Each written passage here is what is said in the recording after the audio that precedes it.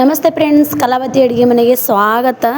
ಇವಾಗ ಹೊರಗೆ ನೋಡ್ರಿ ಜಿಟಿ ಜಿಟಿ ಮಳೆ ಬರತ್ತದ. ಈ ಥರ ಈರುಳ್ಳಿ ಪಕೋಡ ಒಂದು ಸಲ ಮಾಡ್ಕೊಂಡು ತಿಂದು ನೋಡ್ರಿ. ನಿಮಗೆ ಪದೇ ಪದೇ ಇದೇ ರೀತಿ ಮಾಡ್ಕೊಂಡು ತಿನ್ಬೇಕು ಅನ್ನಿಸ್ತದೆ ನೋಡ್ರಿ. ಯಾವ ರೀತಿ ಮಾಡೋದಂತಂದು ನೋಡೋಂಬರ್ರಿ. ನನ್ನ ಚಾನಲ್ನ ಸಬ್ಸ್ಕ್ರೈಬ್ ಮಾಡ್ಕೊಂಡಿಲ್ಲ ಅಂದ್ರೆ ಹೀಗೆ ಹೋಗಿ ಸಬ್ಸ್ಕ್ರೈಬ್ ಮಾಡ್ಕೊಂಬಿಡ್ರಿ. ಇವಾಗ ನೋಡ್ರಿ ಒಂದು 4 ಈರುಳ್ಳಿಗಳನ್ನು ನಾನು ಚೆಂದಾಗಿ ಸಣ್ಣಗೆ ಕಟ್ ಮಾಡಿ ತೊಗೊಂಡೆ ನೋಡ್ರಿ. ಅದಕ್ಕೆ ನಾನು ಈಗ ಅಜ್ವಾನ ಸ್ವಲ್ಪ ಮ್ಯಾಶ್ ಮಾಡ್ಕೊಂಡು ಹಾಕ್ಕೊಳ್ತೀನಿ ನೋಡ್ರಿ. ಆ ಈರುಳ್ಳಿ ಮೊದಲೇ ಕೈಲೇ ಎಲ್ಲ ಚೆಂದಾಗಿ ಬಿಡಿ ಬಿಡಿಯಾಗಿ ಬಿಡಿಸಿ ತೊಗೊಂಡೆ ನೋಡ್ರಿ ನಾನು. ಇವಾಗ ನೋಡ್ರಿ ಈರುಳ್ಳಿ ಎಲ್ಲ ಬಿಡಿ ಬಿಡಿಯಾಗಿ ಬಿಡಿಸಿ ತೊಗೊಂಡಿಂದ ನಾನು ಒಂದು ಅರ್ಧ ಸ್ಪೂನಷ್ಟು ಅಜ್ವಾನ ಕೈಲೇ ಮ್ಯಾಶ್ ಮಾಡ್ಕೊಂಡು ಹಾಕ್ಕೊಳತ್ತೀನಿ ನೋಡ್ರಿ. ಇವಾಗ ನೋಡ್ರಿ ರುಚಿಗೆ ತಕ್ಕಷ್ಟು ನಾವು ಖಾರವನ್ನು ಸೇರಿಸ್ಕೊಂಡೆ ನೋಡ್ರಿ. ಇದು ಮಿರ್ಚಿ ಪೌಡ್ರನ್ನ ಸೇರಿಸ್ಕೊಂಡೇನಿ ರೀ ನಾನು. ಮತ್ತು ಇದಕ್ಕೆ ರುಚಿಗೆ ತಕ್ಕಷ್ಟು ಉಪ್ಪನ್ನು ಹಾಕ್ಕೊಳತ್ತೀನಿ ನೋಡ್ರಿ ನಾನು. ಈಗ ಇದನ್ನು ಸ್ವಲ್ಪ ಸರಿಯಾಗಿ ಮಿಕ್ಸ್ ಮಾಡ್ಕೋಬೇಕ್ರಿ. ಮತ್ತು ಈರುಳ್ಳಿ ಒಳಗೆ ಸ್ವಲ್ಪ ನೀರು ಇರ್ತಲ್ಲ, ಅದೆಲ್ಲ ಸರಿಯಾಗಿ ಮಿಕ್ಸ್ ಮಾಡ್ಕೊಂಡು ಇವಾಗ ನೋಡ್ರಿ ನಿಮಗೆ ಚೆಂದಾಗಿ ಈ ಥರ ಕಲಸ್ಕೊಳ್ಳೋದಂದ್ರೆ ಮತ್ತು ಬಿಡಿ ಬಿಡಿಯಾಗಿ ಬರ್ತಾವೆ ನೋಡ್ರಿ. ಈಗ ನೀವೆಲ್ಲ ಕಾಮನ್ನಾಗಿ ಅಕ್ಕಿ ಹಿಟ್ಟು ಹಾಕಿ ಮಾಡೋದನ್ನು ನೋಡಿದಿರಿ. ಟಿಪ್ಸ್ ಕೊಡ್ಲತ್ತೀನಿ ನೋಡ್ರಿ. ಈಗ ಜೋಳದ ಹಿಟ್ಟನ್ನ ಹಾಕ್ಕೊಳತ್ತೀನಿ ನೋಡ್ರಿ ನಾನು ಇಲ್ಲಿ. ಮತ್ತು ಅಕ್ಕಿ ಹಿಟ್ಟು ಇಲ್ಲನವರು ಜೋಳದ ಹಿಟ್ಟು ಹಾಕ್ಕೊಂಡು ಮಾಡ್ಕೊಬೋದು ನೋಡ್ರಿ. ಅಕ್ಕಿ ಹಿಟ್ಟೆ ಬೇಕತ್ತೇನಿಲ್ಲ. 1-2 ಸ್ಪೂನು ಜೋಳದ ಹಿಟ್ಟು ಹಾಕ್ಕೊಂಡೆ ನೋಡ್ರಿ. ಅಕ್ಕಿ ಹಿಟ್ಟಿದ್ರೆ ಅಕ್ಕಿ ಹಿಟ್ಟು 2 ಸ್ಪೂನು ಹಾಕ್ಕೋಬೋದು ರೀ. ಟೋಟಲಾಗಿ 2ದ್ರಾಗ ಒಂದೇ ಹಿಟ್ಟು ಯಾವುದಾರೆ 1-2 ಸ್ಪೂನು ಹಾಕ್ಕೊಂಬಿಡ್ರಿ. ಅದನ್ನು ಹಾಕೋತೀನಿ ಇದನ್ನು ಹಾಕೋತೀನಿ ಅಂತ 2 ಹಾಕೊಳಕ್ಕೆ ಹೋಗ್ಬೇಡ್ರಿ. ಒಂದೇ ಥರದ ಹಿಟ್ಟು ಹಾಕೋರಿ. ಈಗ ನೋಡ್ರಿ ಇದು ಹಸಿ ಕರಿಬೇವು ಸೊಪ್ಪನ್ನ ನಾನು ಸ್ವಲ್ಪ ಹಾಕೊಂಡೆ ನೋಡ್ರಿ. ಹಸಿ ಕರಿಬೇವು ಸೊಪ್ಪು ಹಾಕೋದಿಂತ್ರ ಭಾಳ ಅಂದ್ರೆ ಭಾಳ ಪರಿಮಳ ಮಸ್ತ್ ಬರ್ತದೆ ರೀ. ಸುವಾಸನೆ ಭಾರಿ ಬರ್ತದೆ. ಅದ್ರ ಸಲುವಾಗಿ ನಾನು ಈಗ ನೋಡ್ರಿ ಇದಕ್ಕೆ ನಾವು ಜರಡಿ ಹಿಡ್ಕೊಂಡು ತೊಗೊಂಡಂಥ ಕಡ್ಲೆ ಹಿಟ್ಟನ್ನ ನಾನು ಸೇರಿಸ್ಕೊಳ್ತೇನೆ ನೋಡ್ರಿ. ಒಂದು 5-6 ಸ್ಪೂನಟ್ಟು ಕಡ್ಲೆ ಹಿಟ್ಟನ್ನ ಈಗ ಹಾಕ್ಕೊಂಡು ಹಾಗೆ ಸ್ವಲ್ಪನೇ ಹಾಕ್ಕೊಂಡು ಮಿಕ್ಸ್ ಮಾಡ್ಕೊಂಡೆ ನೋಡ್ರಿ. ನಿಮಗೆ ಸ್ವಲ್ಪನೇ ಹಾಕೊಳ್ಳೋದು ಬೇಡ ಅಂದ್ರೆ ಒಂದೇ ಸಲ ಹಾಕ್ಕೊಂಡು ಮಿಕ್ಸ್ ಮಾಡ್ಕೋಬೋದು. ಅಂದ್ರೆ ಇದೊಂಥರ ಈ ಥರ ಒಂದು ಸಲ ಮಾಡಿ ನೋಡ್ರಿ. ಭಾಳ ಟೇಸ್ಟಾಗಿ ಡಿಫ್ರೆಂಟಾಗಿ ಬರ್ತಾವೆ ನೋಡ್ರಿ ಇವು ಈರುಳ್ಳಿ ಪಕೋಡ.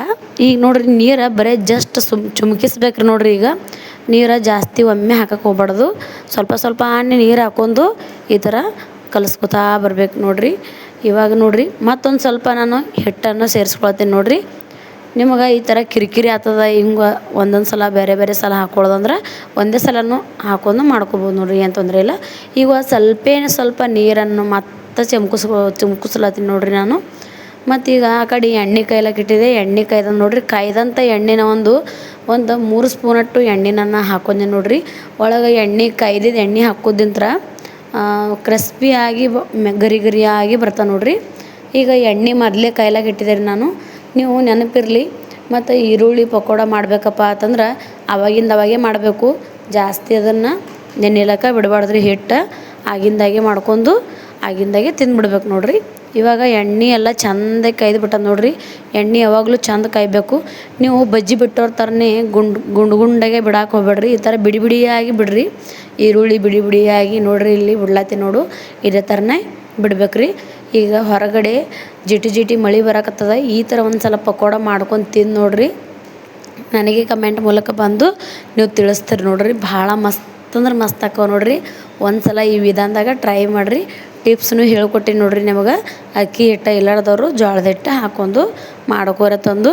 ಮತ್ತು ನನ್ನೆಲ್ಲ ರೆಸಿಪಿಗಳು ಇದೇ ಥರನೇ ಈಜಿನೇ ಅದ ನೋಡ್ರಿ. ಹೋಗಿ ಚೆಕ್ ಮಾಡಿರಿ ನೀವು ಬೇಕಾದ್ರೆ. ಯಾವುದು ಮಸಾಲೆ ಇಲ್ಲ, ಹೋಮ್ ಮಸಾಲೆನೇ ಯೂಸ್ ಮಾಡ್ತೀನಿ. ಬೇರೆ ಮಸಾಲೆ ಜಾಸ್ತಿ ಯೂಸ್ ಮಾಡೋಂಗಿಲ್ಲ.